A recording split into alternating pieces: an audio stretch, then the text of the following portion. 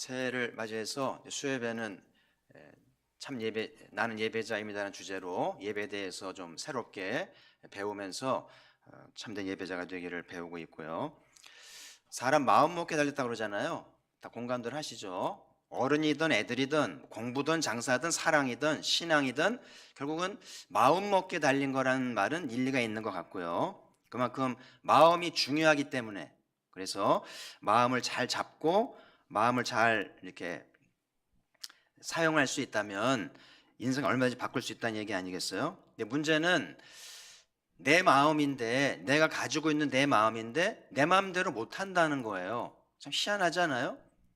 물론 내 몸도 내 마음대로 안 되죠. 그죠? 그런 것처럼 내 마음인데 내 마음대로 하지 못하고, 때로 마음이 갈피를 못 잡고 마음이 완고하기도 하고 마음이 콩밭에 가 있기도 하고, 이러니까 이제 마음이 문제가 되니까 이제 삶의 변화가 없다는 이야기를 할 수 있겠는데요.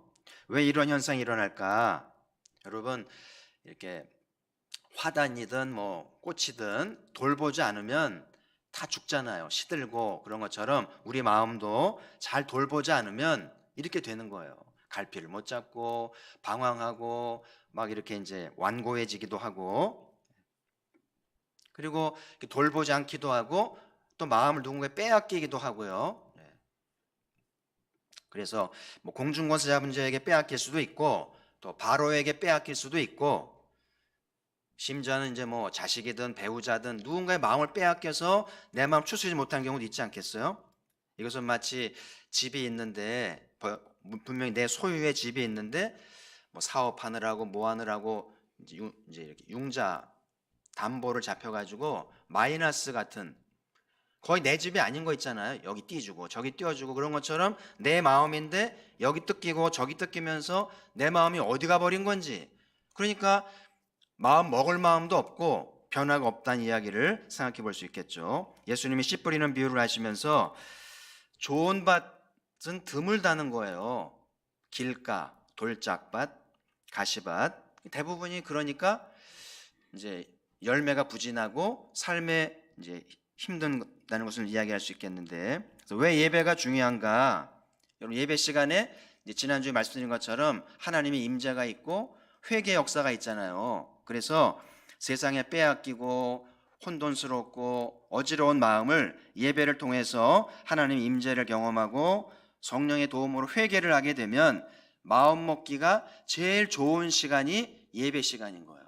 그래서 여러분이 예배에 참여해서 은혜를 받으면서 그 내 마음을 되찾고 마음을 잘 잡을 수만 있다면 인생은 마음 먹게 달린 거예요.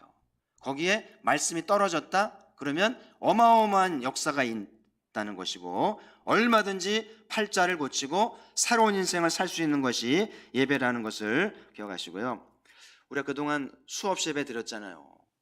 근데 그 수업 드린 예배 가운데 하나님 임재를 예배한 경험은 얼마나 된 것 같아요? 자신을 돌아보세요. 기도할 때마다 삼위 하나님을 초청하죠. 막 찬양할 때도 삼위 하나님을 노래하긴 했는데 우리가 딱 기도하면 삼위 하나님 탁 오시나요? 오라면 오고 가라면 갑니까? 그렇지 않아요. 삼위 하나님을 노래하고 초대한다고 오시는 게 아니고, 예수님 말씀하신 대로 정말 심령이 가난하고 애통할 줄 알고 의의 주 목이 말라야 삼위 하나님이 오셔서 충만하게 하시는 거기 때문에, 그 예배를 잘 준비하지 않으면 예배는 많이 드렸는데 예배에 하나님 임재도 없고 변화도 없더라는 이야기죠. 지난주에는 이사야 예배를 나누면서 이런 예배를 경험하기 위해서 두 가지를 이제 중요하다 말씀드렸는데, 하나는 경배와 찬양이 중요하고 하나는 예배 환경이 중요하다고 말씀드렸어요. 사람 환경 영향을 받잖아요. 예배당 분위기, 예배당 시설, 이게 영향을 받아요. 음향 시설, 마이크 소리, 여러분 의자의 이런 쿠션 상태, 뭐 에어컨, 온풍기, 이런 온도도 영향을 받고요. 그러니까 이런 모든 예배 환경을 잘 만드는 것도 이제 하나님의 은혜를 받는데 중요한 도구가 되기도 하고, 또 우리 중에는 장애인도 있고 노인들도 있고 참 이렇게 어려운, 이제 몸을 가누기 어려운 분도 있기 때문에 이런 분들을 잘 배려하는 예배가 또 필요하기 때문에 여러 가지 환경이 중요한데, 제일 중요한 환경은 사람이라고 그랬어요. 가족들이 예배를 사모하는가, 오늘 좀 쉬려고 그랬는데 배우자가 놔주질 않네. 막 가자 그러고 차 된다 그러고 막 목장에서 전화하고 기관에서 전화해서 예배 참여하도록 이런 사람의 환경이 참 중요해요. 그리고 교회 안의 분위기가 예배를 사모하고 예배에 대한 열정을 가지면 그 흐름을 타는 거거든요. 도서관이 공부를 잘하는 도서관이면 그 분위기를 타듯이 교회도 예배를 충만히 하게 되면 함께 예배 분위기를 타는데 뭐 우리 중에 누군가가 예배는 뭐 알아들이나 그러면 예배에 대한 부정적인 시각을 갖게 되면 그 영향을 또 받아서 시큰둥하게 될 수 있다는 것을 기억하면서 제일 중요한 것은 사람이 중요하다. 그래서 여러분이 좋은 예배자가 돼서 또 누군가에게 감동을 주고 예배로 인도하는, 그래서 좋은 부모는 아이들 예배로 인도하는 것이고요. 좋은 상사는 직원들을 아버지 앞으로 인도하는 것이고요. 예배 환경을 만들어주라는 이야기를 지난주에 드렸고요. 또 한 가지는 경배와 찬양인데 좀 더 기도하고 좀 더 연습해서 성령의 기름 부으심이 필요하고, 찬양대도 좀 더 연습하고 좀 더 기도해서 좀 감동이 있는, 이왕이면 오케스트라 같이 연주하면 얼마나 은혜가 되는지 몰라요. 그래서 이런 경배와 찬양이 하나님의 임재를 구하게 되고 회개 역사를 빚는 도구가 된다는 말씀을 나눴는데요. 무디 목사님은 다 아시죠? 무디 목사님이 이제 부흥의 시대에 크게 쓰임 받았던 분인데, 이분이 늘 집회를 갈 때는 생키라는 가수를 데려가는데 이분이 설교하기 전에 생키가 나와서 찬양합니다. 그러면 그 찬양에 사람들이 감동을 받아서 마음 문이 활짝 열리면서 이제 무디 목사님 나와 설교하면 다 은혜를 받는 거예요. 왜 목사가 설교하기 전에 찬양대가 서는가? 이유가 있는 거예요. 사람은 감정적인 존재이기 때문에 뜨거운 찬양, 감동 있는 찬양을 들을 때 회개도 하고 찔림도 받고 고침도 받으면서 말씀을 받을 좋은 밭이 되는 거예요. 할렐루야. 찬양대가 기도하면서 악보를 외우다시피 하면서 열심히 기도하면서 찬양하면 그게 설교를 돕고 예배를 돕는다는 것을 기억하면서 올 한해도 우리 교회 찬양대, 임마누엘 찬양대, 또 할렐루야 찬양대, 이렇게 하나님을 감동하는 성도들의 마음을 열게 하는 영의 찬양대 되기를 주의 이름으로 축복합니다. 다윗이 이걸 알았기 때문에 신령한 노래를 부르는 집안을 세웠잖아요. 아삽이라는 집안을 택해서 그 자손들을 영적 가수들로 세워서 예배하게 한 것은 이 다윗이 하나님이 찬양 좋아하는 걸 알고 신령한 노래 부르는 자를 세워서 성가대를 만든 것은 탁월하다는 생각이 들어요. 자, 또 한 가지 이사야가 경험한 예배는 이 죄 처리하는 문제인데요. 이사야가 예배를 통해서 자기 죄를 자복하고 그 죄에서 이제 자유함을 얻게 되는 죄를 처리하는 예배를 드리게 되는데, 그래서 여러분이 이번 예배를 배우면서 죄의 문제를 잘 처리하는 예배를 드릴 줄 알아야 되는데, 여러분 공부도 일도 잘해야 돼요. 그죠? 공부 다 잘하는 거 아니잖아요. 공부하는 방법이 있고 공부하는 패턴이 중요한 거, 일도 마찬가지인데 예배도 마찬가지예요. 예배 드리면 되는 게 아니라 예배 1시간 동안에 내 지난날의 지은 죄를 말끔하게 처리하고 모든 죄책감으로부터 찝찝한 것부터 해방되면서 자유함을 얻고 은혜를 받을 수 있는 죄를 처리하는 것을 잘 배우고 노하우를 가져야 되는데 그걸 배우셔야 돼요. 그래서 이 구약의 성도들은요, 그 놋재단에 짐승을 잡아서 피 흘린 다음에 다 이거를 이게 각을 떠가지고 태워드리잖아요. 얼마나 번거로운지 몰라요. 구약의 성도들은 짐승을 잡고 막 피를 이렇게 만지고 내장을 정리하면서 죄를 지으면 이렇게 대가를 지불하는구나. 애꿎은 짐승이 죽어야 되고 이 냄새나고 번패로운 일을 해야만 되면서 죄가 얼마나 부끄러운 건지를 경험하는 거예요. 그냥 용서되는 게 아니거든요. 그리고 이사야는 특별히 그 제단의 숯불을 가지고 했잖아요. 그 죄 용서는 어린 양으로 되는 건데 그 제단의 숯불을 통해서도 신비한 체험을 하게 되잖아요. 그래서 우리는 어린 양을 잡지 않지만 어린 양이신 예수님의 보혈로 죄사함 받잖아요. 그래서 여러분이 예배 동안에 어린 양의 보혈을 깊이 묵상하고 이 제단에서 어린 양의 보혈이 흘러서 그 보혈로 내 죄를 말끔히 씻고 죄에서 자유함을 얻고 모든 죄책감과 정죄함으로부터 해방받을 줄 아는 그런 수고와 헌신이 중요하다는 것을 꼭 기억하시길 바라고요. 근데 우리는 실제 구약의 성도들은 짐승을 잡고 수고했는데 우리는 아무것도 안 하잖아요.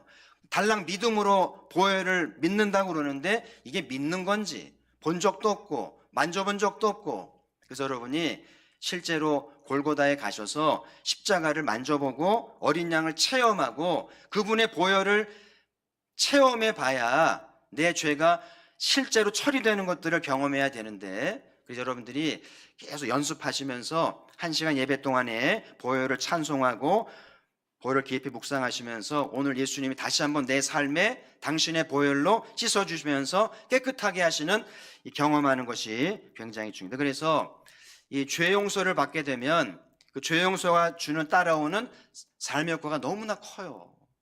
그래서 이 예배를 잘 배우시면서 은혜를 받으시길 바라고요.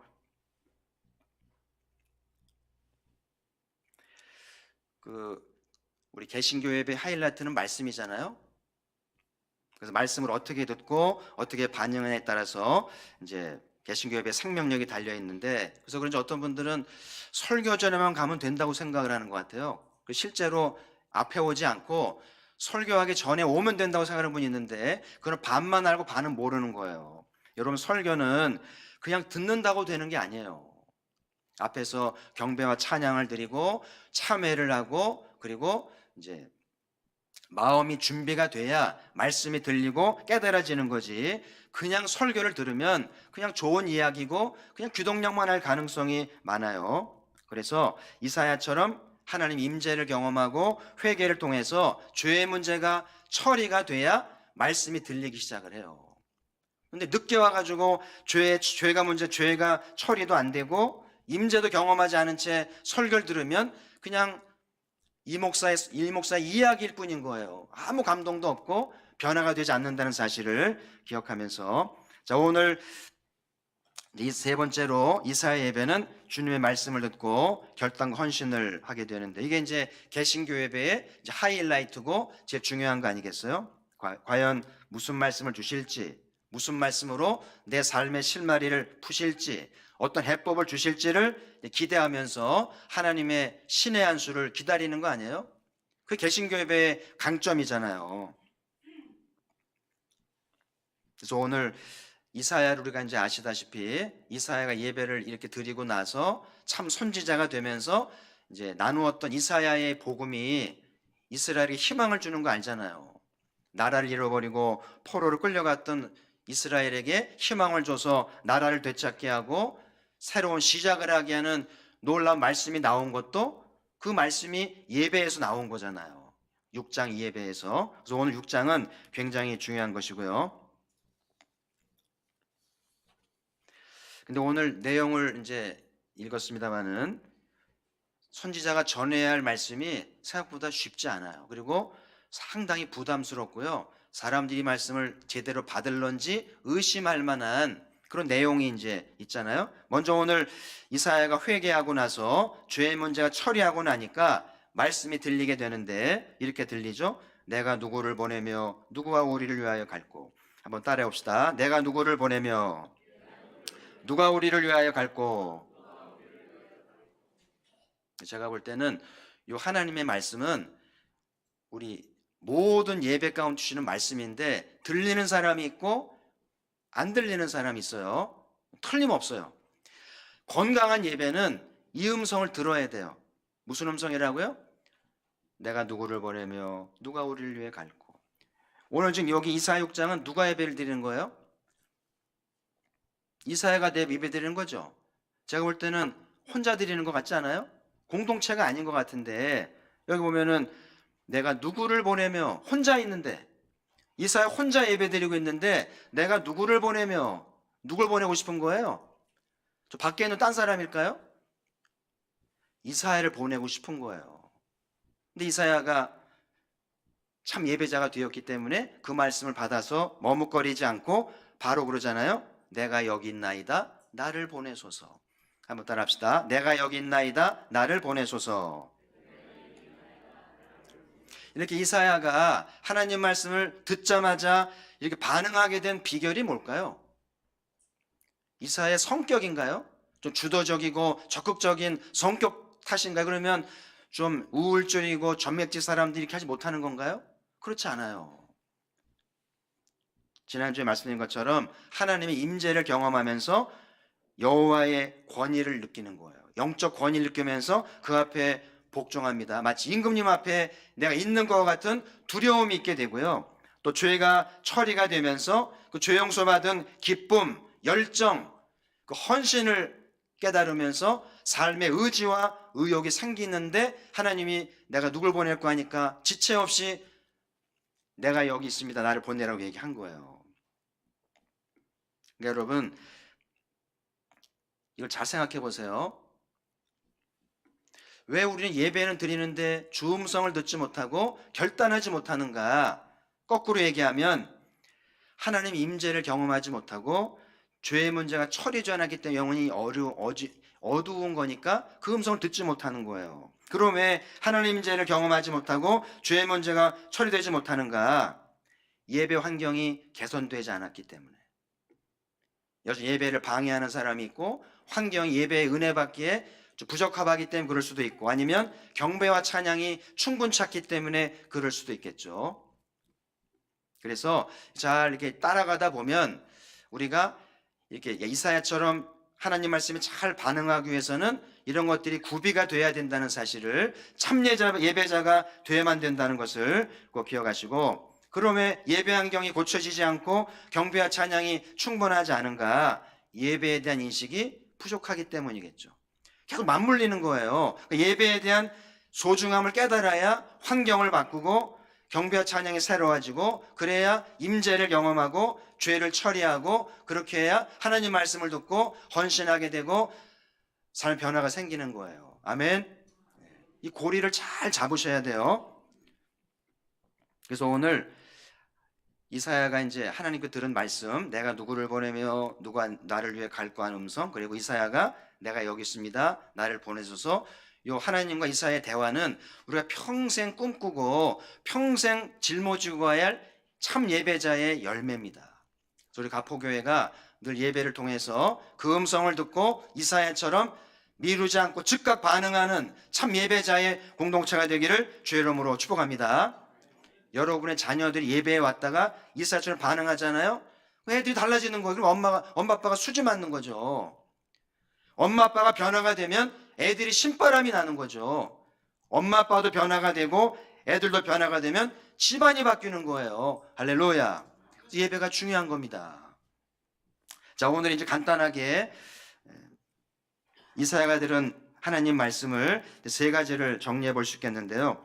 첫 번째는 고침을 받지 못하게 하라는 말씀을 전하라고 그래요. 9절에 보면 듣기는 들어도 깨닫지 못하고 보기는 보아도 보지 못할 것이고 10절에 보면 마음을 둔하게 해서 귀가 막히고 눈이 감기게 한다. 참 부담스러운 말씀일 수 있죠. 좋은 말씀이 아니잖아요. 말씀을 들어도 깨닫지 못하고 마음이 둔하게 돼서 말씀을 받지 못하게 한다는 말씀이잖아요. 한번 생각해 보세요.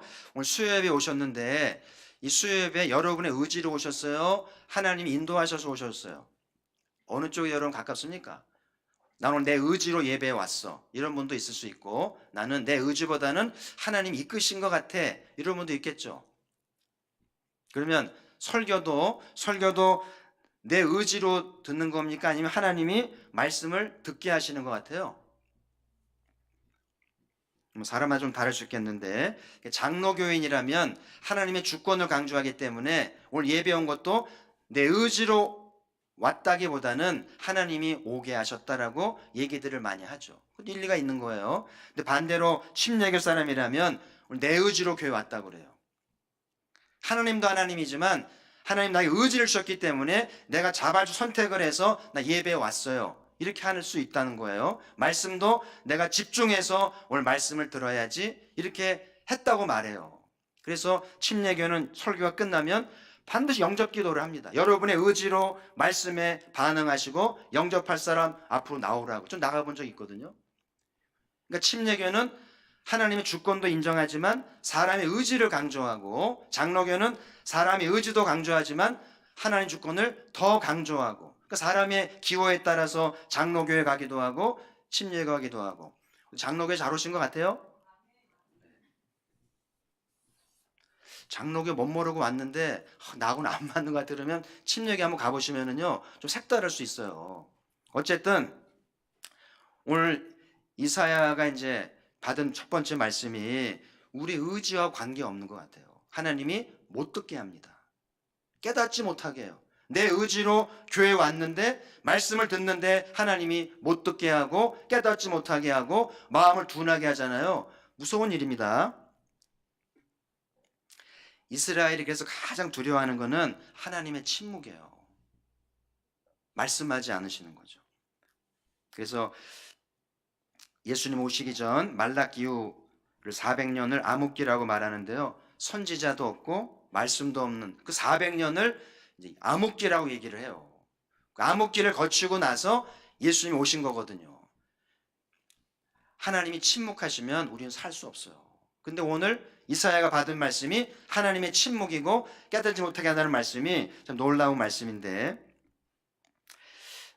예수님 마태복음 13장에 천국 비유를 말씀하시면서 예수님이 이제 이렇게 말씀하시니까 제자들이 예수님 왜 비유로 말씀하세요? 잘 못 알아듣겠는데요. 그래서 이제 설명해 달라고 그러는데 예수님이 그러시잖아요. 천국 복음은 모든 사람에게 허락된 것이 아니다. 제자들에게만 허락됐다고 말씀하면서 거기 마태복음 13장 11절 이하에 천국의 비밀을 아는 것이 너에게는 허락되었으나 그들에게는 아니 되었으니 그러므로 내가 그들에게 비유로 말하는 것은 보아도 보지 못하며 들어도 듣지 못하며 깨닫지 못함이라. 이사야의 예언이 그들에게 이루어졌으니 일러스되 너희가 듣기는 들어도 깨닫지 못할 것이요 보기는 보아도 알지 못하리라. 구약 이사야 시대에 적용되었던 말씀이 예수님 당시에도 그대로 적용이 되면서 선지자의 말씀이 이루어졌다고 그러잖아요. 무서운 말씀입니다. 이 말은 오늘 21세기에도 이 이사야 말씀이 우리 가운데 이루어질 수도 있다는 거예요. 그래서 분명히 교회에 왔는데 설교가 들리지 않아요. 하나님 못 듣게 하는 거예요. 은혜 못 받게 합니다. 고침 못 받게 하는 거예요. 얼마나 무서운 일인지 몰라요. 왜 그런가? 이유가 있는 거죠. 그래서 하나님이 오랫동안 선지자를 보내서 그렇게 말씀을 전하는데 선지자를 박해하고 선지자를 죽이고 듣지 않으니까 하나님이 아예 선지자를 보내지도 않고 침묵해 버리시는 거예요. 무서운 일입니다. 왜 말씀이 들리지 않는가? 왜 말씀을 거부하는가? 근데 선택이 아니에요. 하나님이 막아버리시는데 하나님이 오죽했으면 최후 수단으로 막아버리시는 것일까? 그래서 이스라엘 시대에 이루어졌던 이 말씀의 저주는 예수님 당시에 이루어졌고 오늘날에도 얼마도 이루어질 수 있기 때문에 우리가 말씀을 들을 수 있는 것, 말씀을 또 깨닫고 은혜 받는 것은 하나님의 축복이요 영광인 줄 믿습니다. 그래서 말씀을 들을 수 있을 때 열심히 듣고 은혜를 받으셔야 돼요. 어쩌면 언젠가 말씀을 듣지 못할 날이 올 수도 있고 말씀을 들어도 깨닫지 못할 날이 올 수 있기 때문에 들을 수 있을 때, 은혜 받을 수 있을 때 충분히 받아두는 것이 얼마나 요긴한지 몰라요. 자, 오늘 두 번째 주신 말씀은 황폐하게 하신다는 말씀인데요. 11절 이하에 보면 성읍은 황폐해지고 가옥에 사람이 없고 토지는 황폐하게 되고요. 12절에 보면 사람들을 멀리 옮기신다고 그러죠. 그러니까 바벨론에게 멸망이 돼서 포로로 끌려갈 것을 얘기하고요. 그 집들이 황폐하게 되고 이제 거리에 사람이 없고 이제 비참하게 된다는 이야기 아니겠어요? 여러분 구약에 읽어보면 이 가나안이란 땅, 이스라엘의 집안, 그들의 토지는 축복입니다. 약속의 응답이고요. 축복의 상징이었는데 근데 이렇게 이사야 시대에 가면서 축복은 온데간데 없고 땅이 저주를 받습니다. 무서운 일입니다. 축복의 땅이 저주가 돼서 집안이 망하고 나라가 기울고 황폐하게 돼버리잖아요. 하나님이 다 가져가시는 거죠. 왜 이런 일이 있는가? 이스라엘의 범죄 때문에, 회개치 않은 것 때문에 이런 저주가 왔다는 얘기를 전하시잖아요. 근데 놀라운 거는 사도 바울 로마서에서 유대인의 미래를 얘기하면서 이런 말씀이 눈에 띄어요. 로마서 11장 21절에 보시면 같이 읽어보실까요? 시작. 하나님이 원가지들도 아끼지 아니하셨은즉 너도 아끼지 아니하시리라. 여기 원가지는 이스라엘을 얘기하는 거예요. 하나님 택한 장자죠. 오늘 장자에게 주는 말씀이 심각하잖아요. 하나님 치셔가지고요. 나라가 망하겠고 포로가 되게 했잖아요. 무서운 하나님이죠. 원가지도 치셨는데 너도, 여기 너는 누구겠어요? 오늘 가포교회. 예수님 덕분에 교회 들어온 민족들, 사람들이잖아요. 너도 아끼지 아니하시리라. 무서운 말씀이죠. 하나님이 원가지도 치셨은즉 이방인 우리랴 치지 않겠냐는 거죠. 그래서 늘 겸손하게 은혜를 헛되이 받지 않고 하나님의 진노를 교훈 삼아서 정말 겸손하게 섬기지 않으면 이런 화가 임할 수 있다는 것을 전하라는 말씀이에요. 하나님은 그저 복 주시는 하나님, 우리가 잘 되기만 바라시는 그런 하나님이 아니라는 거예요. 죄를 지었을 때는 어마어마하게 갚아주시고 징계하시면서 깨닫게 하시는 무서운 하나님인 것을 우리 사회가 전하게 되잖아요. 마지막 세 번째가 이제 그루터기가 될 것이라는 말씀인데요. 13절 같이 한번 읽어보죠. 시작. 밤나무와 상수리나무가 배임을 당하여도 그 그루터기는 남아있는 것 같이 거룩한 씨가 이 땅의 그루터기라. 다시 한번 읽습니다. 시작. 밤나무와 상수리나무가 배임을 당하여도 그 그루터기는 남아있는 것 같이 거룩한 씨가 이 땅의 그루터기니라 하시더라. 요 말씀이 없으면 얼마나 심각했을까요? 끝장이잖아요. 근데 선지자는 꼭 희망을 주거든요. 이사야의 키워드가 거룩한 씨가 이 땅의 그루터기니라. 산에 불이 나가지고요, 나무가 다 타버려도 그루터기만 살아있으면 소생을 하잖아요. 다시 싹이 나고 가지가 자라고 나무가 되는 것처럼 이스라엘이 심판을 받고 멸망한 것 같은데 이 그루터기들 때문에 소위 남은 자들로 인해서 나라를 회복하고 거룩한 민족으로 도약하게 되잖아요. 포로로 끌려갔으면서도 이 그루터기들이 모여서 히브리어를 공부하고 하나님을 노래하고 하나님을 찬양합니다. 그러면서 선지자의 희망을 붙드는 가운데 거기서 수르바벨이 나오고 느헤미야가 나오고 에스라가 나오면서 거룩한 족보들이 준비가 돼요. 놀라운 일이죠. 이들이 이제 나라를 재건하고 율법을 쟁신하는데요. 구약의 족보들이 나오잖아요. 신학자들이 족보를 피족보라고 그래요. 피. 그 제사장이 영어로 프리스트인데 그 첫자가 피이기 때문에 제사장 족보가 돌아와서 그루터기들이 돌아와서 나라를 되찾고 하나님 나라를 세운다는 거예요.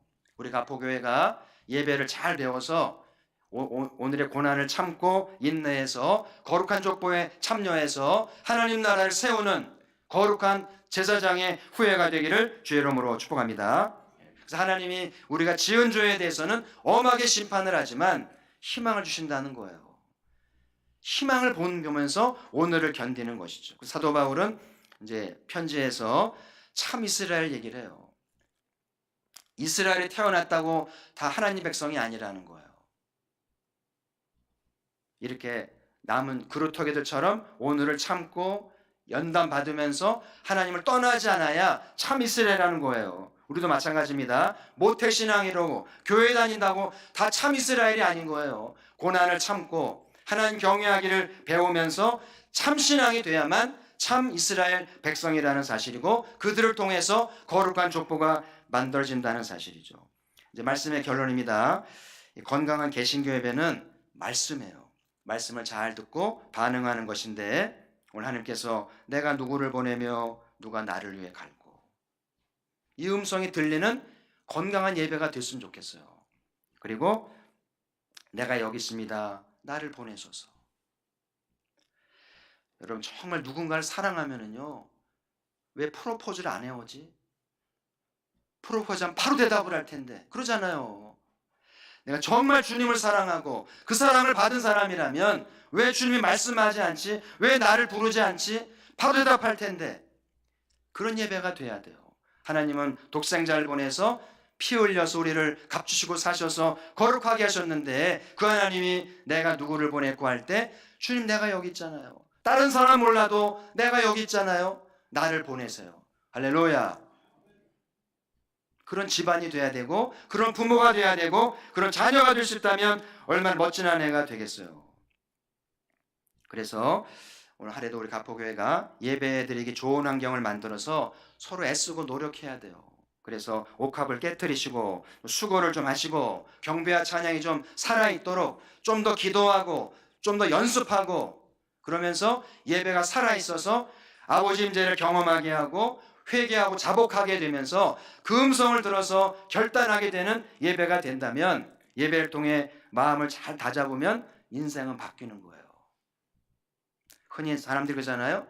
한방이라는 말을 하는데요. 거룩한 한방이죠. 거룩한 예배가 내 인생을 바꿀 수 있어요. 저는 그렇게 믿습니다. 인생이 힘들고 지치고 답답할 때 교회에 와서 오늘 이사야가 드린 그 예배를 드릴 수 있다면 우리 인생 얼마든지 바꿀 수 있고 하나님이 바꿔주실 줄 믿습니다. 그래서 오늘 이사야가 받은 말씀은 상당히 부담스러울 수 있는 말씀이에요. 그렇죠? 이 말을 어떻게 전하고 다닙니까?